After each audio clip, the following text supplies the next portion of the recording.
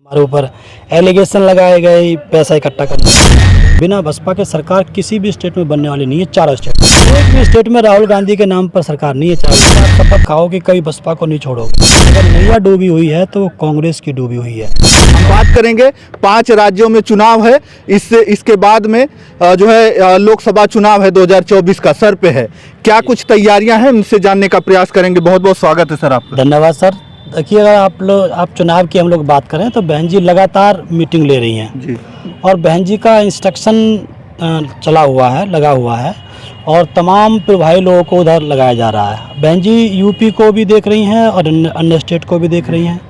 तो यूपी में अभी उन्होंने जो है अभी आदेश दिया है कि जितने भी हमारे पूर्व के विधायक रहे हैं और हमारे सांसद रहे हैं वो सब लोग चुनाव लड़ेंगे, क्योंकि वो समाज के बीच में जुड़े रहे हैं। समाज की एक चाहत थी पहले से ही कि कार्यकर्ता को टिकट नहीं दिया जाता, पैसे के दम पर दूसरे लोगों को थोप दिया जाता है। तो इस चक्कर में निराशा थी। बहन जी ने इस पर स्टडी करी है। बहन जी ने ज़मीन से रिपोर्ट ली है कि जो हमारे पुराने लोग हैं जो वर्तमान में बीएसपी के अंदर काम कर रहे हैं, चाहे वो पहले विधायक रहे हों चाहे सांसद रहे हों, वो समाज में उनकी पकड़ भी रही है। तो उनको बहन जी ने कहा कि हम इनको प्रायोरिटी देंगे। तो ये तो बात रही यहाँ की यूपी के लोकसभा की बात रही। सर आपके बारे में थोड़ा सा बात कर लेते हैं। आपको जब निकाल दिया गया, बताया जाता है कि आपको निकाल दिया गया, कभी आप उनके साथ में बैठते थे, कोऑर्डिनेटर थे, बाद में आपको निकाल दिया गया। अमूमन तौर पर देखा जाता है कि जब नेता को निकाल दिया जाता है या कोई दूसरी पार्टी ज्वाइन कर लेता है या तो अपनी खुद की पार्टी खड़ा कर लेता है। आप फिर से बसपा में ही जुड़े हुए हैं। देखिए, मेरा ऐसा मानना है, मैं तो इस बात को सोच करके आश्चर्य में हूँ कि जिन लोगों ने साहब कांशीराम का कैडर लिया जी, और उन्होंने उसी कैडर को हमको दिया जी, जो उनकी ड्यूटी लगाई थी साहब कांशीराम जी ने, वो हमसे शपथ लेते थे कि हमसे शपथ लेवाते थे कि आप शपथ खाओ कि कभी बसपा को नहीं छोड़ोगे। लेकिन जैसे जैसे उम्र बढ़ती चली गई वो बसपा को छोड़ते चले गए। तो कहीं ना कहीं उन्होंने मूवमेंट को समझा नहीं, मेरा ऐसा मानना है। रही बात मेरी, मैंने बीएसपी को मूवमेंट समझा, मिशन समझा और मैं कैडर के बेस पे तैयार हुआ व्यक्ति। अगर इससे कोई अदरवाइज ना ले तो मैं इस समय के जो सिनेरियो चल रहा है, जो जनरेशन चल रही है, कैडर के आधार पर 10 साल तक लगातार कैडर के आधार पर तैयार होने वाला व्यक्ति हूँ मैं। क्योंकि जो साहब ने तैयार करे थे या तो दूसरी पार्टी में चले गए हैं या घर पे बैठ गए हैं, निराश हैं या पार्टी से निकाल दिए गए हैं, कोई भी प्रॉब्लम है, कहीं और चले गए हैं। लेकिन कैडर के आधार पर हमारे बहुत से यूथ जनरेशन को अभी तक ये नहीं पता कि कैडर होता क्या है। वो ड्यूटी हमको सौंपी गई थी लेकिन उसमें हम लोग भी अचूक रहे, हम भी चूक खा गए। तो मेरा ऐसा मानना है कि जो बच्चा हमारा नौजवान साथी कैडर के आधार पर तैयार होगा वो हमेशा जयप्रकाश की तरह ही ये डिसीजन लेगा कि चाहे बीएसपी हमें अंदर रखे चाहे बाहर रखे, हम बसपा के साथ खड़े रहेंगे। तो ये सोच जो बनती है ये मिशन से बनती है। साहब कांशीराम ने अकेले काम शुरू किया, बाबा साहब ने अकेले काम शुरू करा, तो उसके बावजूद भी सारे सीट अचीव किए इन्होंने। ये क्यों? अगर आप ईमानदारी निष्ठा से अपने गोल की तरफ आपका नज़र बनी रहेगी तो कितनी बीच में से कितनी दिक्कतें आ जाएं आप उसको अचीव कर सकते हो। कार्यकर्ता के रूप में लगातार चल रहे हैं बसपा के साथ। क्या बहन मायावती जी का आपके ऊपर नज़र है? क्या आने वाले भविष्य में आपको कोई बड़ी जिम्मेदारी सौंपी जा सकती है? देखिए, जैसे आप नज़र की बात करिए, अभी भाई साहब ने, आपके साथी सहयोगी ने पूछा था कि हमारे ऊपर एलिगेशन लगाए गए पैसा इकट्ठा करने वाला, तो नज़र का तो हिस्सा ही है, नज़र का हिस्सा है। अब मुझे पता है कि जब हम बहन जी के, जैसे आपने कहा, साथ बैठते थे, साथ तो कोई नहीं बैठ सकता बहन जी के, उनके भतीजे उनके भाई भी नहीं बैठ सकते। बहन जी अपना आप में अलग चीज़ है, लेकिन सामने बैठते थे हम लोग, पहले वाली रो में बैठते थे। तो मुझे उम्मीद है कि जब हम बहन जी के आशीर्वाद में इतने रहे हैं तो ज़रूर नज़र रही होगी, एक एक चीज़ पे बहन जी नज़र रहती है।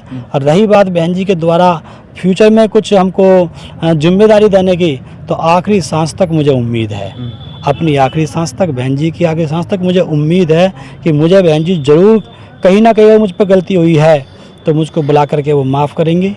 और बड़े की ये ड्यूटी बनती है कि छोटे को माफ़ किया जाए, तो वो माफ़ करेंगी। और मुझे लगता है एक बार बहन जी ने हमारी तरफ आशीर्वाद थोड़ा बहुत दे दिया तो पूरे देश के जो युवा है उसके अंदर बहुत बड़ी लहर पैदा होगी। और बहुजन समाज पार्टी जो 15 साल में अचीव नहीं कर पाई है वो 15 महीने में अचीव कर पाएगी। कह रहे हैं लोग कि जो कहा जा रहा था कि बसपा डूबती हुई नाव है, लोग छोड़ छोड़ के जा रहे हैं बसपा। बहुत से अभी लोग जो है नेता लोग छोड़ छोड़ के कोई सपा में, कोई भाजपा में, तमाम जगहों पे, कोई कांग्रेस में ज्वाइन हो गया है। तो उनको देखिए वो पॉलिटिकल उनके स्टेटमेंट हैं। जी अगर आप पूरी दुनिया के मूवमेंट को अगर आप समझते हैं तो वहाँ पर भी उछाल दबाव आता रहता है, कभी ऊपर चले जाना, कभी नीचे चले जाना। और अगर हम लोग उसकी इतने पीछे की बात भी ना करें, हम लोग जल्दी की भी बात करें, ये वही कांग्रेस है, वही बीजेपी है।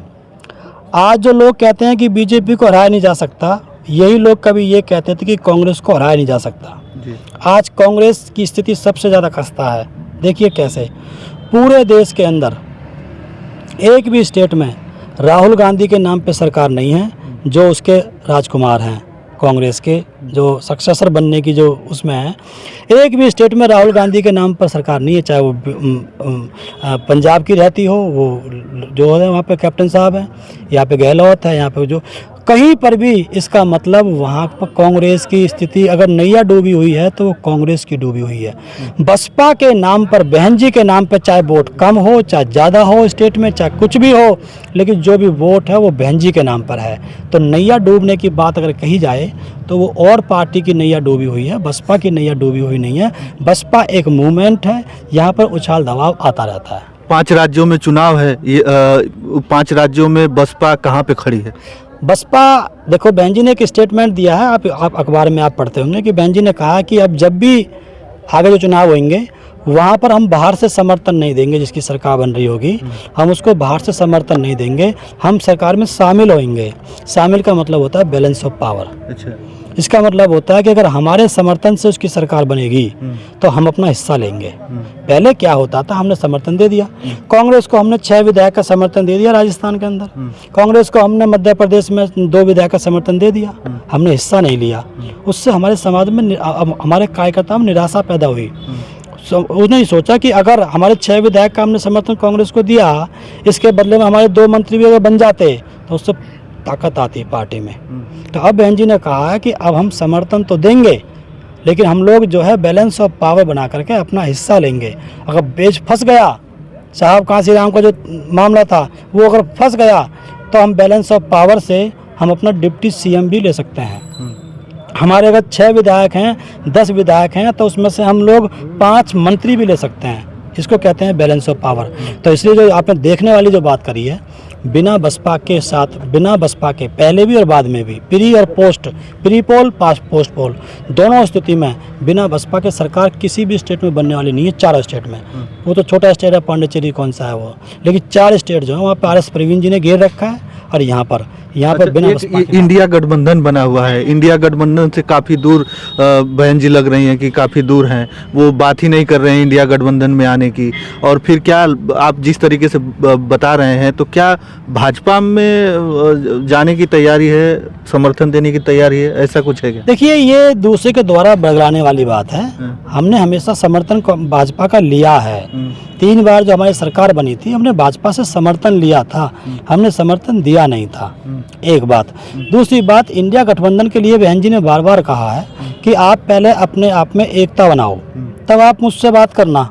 तो अभी एकता, देखो जो बात बहन जी ने शुरुआत में कही थी वो आज होती दिखाई दे रही है। कमलनाथ अलग बोल रहे हैं, अजय राय अलग बोल रहे हैं, अखिलेश जी अलग बोल रहे हैं, सब लोग अलग अलग बोल रहे हैं। इसका मतलब क्या है, बहन जी दूरदर्शी नेता हैं, उनको पता थी कि क्या हो रहा है, इन्हें बंटवारा होगा। बहन जी ने कहा, देखिए बहन जी कहती रहती हैं बंटवारा पहले करो, गठबंधन बाद में करो। पहले बंटवारे, सीट तो डिसाइड कर लो आप पहले, गठबंधन तो बाद में हो जाएगा। ये पहले गठबंधन की बात करते हैं, बंटवारा बाद में करते हैं, झगड़ा हो जाता है। तो बहन जी ने कहा कि पहले तुम एक जगह डिसाइड हो जाओ, जब हमको लगेगा ठीक ठाक है तो फिर मैं आपसे बात करूंगी। ये बहन जी का इंडिकेशन है, स्टेटमेंट नहीं है। और अगर बहन जी ने कह दिया कि मैं नहीं जाऊंगी, तो हो सकता है ये जाने के संकेत हैं। जो बोल रहे हैं कि हम जाएंगे, उनके ना जाने के संकेत। हमारे क्षेत्र में जयंत चौधरी है, वो बोल रहा है मैं जाऊंगा जाऊंगा जाऊंगा, अब बीजेपी से साठगांठ बना रहा है, इसका मतलब वो नहीं जाएगा। बहन जी ने कहा मैं नहीं जाऊंगी नहीं जाऊंगी। अखिलेश से पहले भी तो कहा था बहन जी ने 19 वाले चुनाव से कि मैं नहीं जाऊंगी, चली गई। अच्छा, स्टेटमेंट आ रहा है लोगों की, ये तो जो गठबंधन इंडिया बना था वो 2024 के लोकसभा चुनाव के लिए है, ये राज्यसभा चुनाव के लिए नहीं है, इसलिए हम लोग अलग अलग अपना जो है प्रत्याशी उतार के लड़ा रहे हैं। हाँ, वो उनका है। देखो ये बात भी, इसको हम दरकिनार नहीं कर सकते, क्योंकि हर एक पार्टी अपनी ताकत दिखा रही है, सीट शेयरिंग के लिए अपनी ताकत दिखा रही है। कांग्रेस अपनी अलग दिखा रही है, क्योंकि अगर आप हमें उत्तर प्रदेश में कमज़ोर मानते हो तो बाहर हम टोटल हैं। तो ये अपनी अपनी ताकत दिखाई जा रही है, लेकिन इस ताकत में फूट भी तो दिखाई दे रही है। इस ताकत को आप मिलके भी दिखा सकते थे। इसलिए बहन जी ने बोला कि पहले चुनाव को हो जाने दो, असली बात जब निकल के आएगी कि अब 24 के लिए कौन कौन तैयार हैं। तो जो बात वो लोग पहले बोल रहे थे उस बात को बहन जी पहले बोल चुके हैं, जो जिसको वो अब बोल रहे हैं। तो इसलिए मुझे लगता है कि उन सब नेताओं को बहन जी से सीखना चाहिए, मेरा ऐसा मानना है। आपका यहाँ पर गाजीपुर में आगमन है, तो क्या लग रहा है? यूपी में आपने जो है 2022 के चुनाव में रथ यात्रा भी निकाली थी। जी देखिए, आज पहली बात तो हम लोग जो आज हम आए हैं यहाँ पर, हमारे बहुजन सिंगर हैं विशाल गाजीपुरी, सपना बहुत, उनकी दादी एक्सपायर हुई है, तो उनका परित्राण पाठ है। वहाँ पर अम्बेडकर लाइब्रेरी का उद्घाटन है और उसको हम सेलिब्रेट करेंगे। उसमें सम्मान शब्द भी लिखा हुआ है, उसको सांस्कृतिक कार्यक्रम भी यहाँ पर काफ़ी तमाम हमारे सिंगर वहाँ पहुँच रहे हैं। उस दिन को हम सेलिब्रेट करेंगे। आज को हम दुखी का दिन नहीं है। हमारी दादी ने, उनकी दादी ने बहुत कुछ किया, हमको यहाँ तक पहुँचाया, तो उसको हम सेलिब्रेट करेंगे। उसी के तहत हम लोग यहाँ पर आए हुए थे, हमारे साथियों से बातचीत हुई, यहाँ से हम गुजर रहे हैं तो बाबा साहब की जो स्टैचू है यहाँ पर जो है माला चढ़ाने के लिए पहुँचे हैं। और रही बात आगे की, आगे ये है कि अगर हम ये अभी बैठ के प्लानिंग करेंगे थोड़ी देर के बाद में, प्रोग्राम के बाद में अगर लगेगा तो हम नुक्कड़ सभा भी करेंगे छोटी छोटी। और हो सकता है हम तैयारी कर रहे हैं अब कैडर कैंप की शुरुआत करने की 2024, हाँ 2024 के लिए, जिसका नाम रहेगा कांसीराम कैडर कैंप अभियान। उसमें हम यूथ जो समाज, जो हमारे नए जो बच्चे हैं जिन्होंने केवल कैडर शब्द को सुना है, उन्होंने अटेंड नहीं किया है, क्योंकि हमने जब से कैडर बंद कराया ये लड़के रोड पे उतर गए, हमारे नौजवान बच्चे। और इन बच्चों के रोड पे उतरने के जोश को लेकर के दूसरे लोग उसका फ़ायदा उठा रहे हैं। इनको कैडर की ABCD नहीं पता, वो रोड पे हुर हुर कर रहे हैं और उसको बच्चों को फंसा रहे हैं। तो क्या है, ये अभाव है। अनट्रेंड सेना कभी भी जीत नहीं सकती ट्रेंड सेना से। कैडर मतलब ट्रेनिंग। ये बच्चे हमारे कैडराइज ही नहीं होंगे तो ये कहाँ से जीतेंगे? अभी लड़ाई हमारी आपस की चल रही है, यहाँ पे बच्चों ने फंसा रखी है। अभी तो लड़ाई भाजपा से लड़नी है हमको आगे चल करके, और भाजपा कैडराइज पार्टी है। भाजपा को काउंटर करने के लिए तुमको कांसीराम साहब की तर्ज पर कैडर के आधार पर बच्चों को तैयार करना पड़ेगा। तो हमने सोचा है कि अब लोग हम प्रयास करेंगे, नुक्कड़ सभा भी देखेंगे, बाकी हम प्रयास ये करेंगे कि हम कैडर कैंप शुरुआत करेंगे बोर्ड से लगा करके। अच्छा सर, ये चीज़ें भी देखी जाती है, जो कांसीराम साहब के साथ में साइकिल से कैडर किए हुए लोग हैं, आज भी गांव में उनकी स्थिति एकदम बद से बदतर है, उनको कोई आज पहचानता नहीं, जानता ही नहीं है। देखिए, इसमें कोई ज़्यादा परेशान होने की ज़रूरत नहीं है, ना तो हमारे कार्यकर्ताओं को और ना हमारे उन बुजुर्गों को। ऐसा होता है जब आप किसी बिल्डिंग को जब आप बिल्डिंग को तैयार करते हो तो उसमें हर एक ईंट की अपनी अपनी कीमत है। तो ये नहीं है कि नीचे वाली ईंट की कोई कीमत नहीं है, उसका भी बेस है। तो उन्होंने साहब कांसीराम जी का साथ दे करके, साहब कांसीराम जी को इतने हमको आउटपुट दिलाए, उसके लिए हम जो युवा हैं उनके हम ऋणी हैं। हम उनके चरण छू करके हम उनको वंदन करते हैं। हम उनसे मिलते भी हैं, उन लोगों से जिन्होंने काम किया है, और किसी वजह से हमसे गलती हो रही है तो हम उनसे सीख लेंगे। और जो उनको कैडर जो उन्होंने अटेंड किया है साहब कांसीराम का, जो उनके पास ज्ञान है उसको हमारी जनरेशन जो है यूथ वाली उनसे लेने के लिए तैयार है। उनसे कहेंगे कि हम कैडर कैंप फिर से शुरू कर रहे हैं, अब बाबूजी आप भी आओ और 1 घंटे का आप भी अपने यहाँ पे हमें कैडर दो। तो हम कि अब 2024 के चुनाव के लिए अब कैडर जो है फिर से शुरुआत होगा, जो पहले कांसीराम साहब ने शुरुआत किया। हाँ, उसको हम अपडेट करेंगे।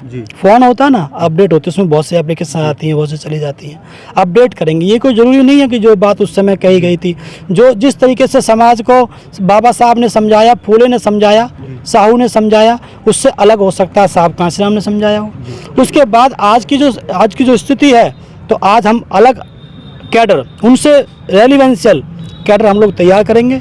मैं अभी बैठूंगा लोगों के साथ में, उस पर सबके विचार लेंगे और कैडर हम तैयार करेंगे 6 घंटे का, 3 घंटे का एक बार, 3 घंटे का एक बार।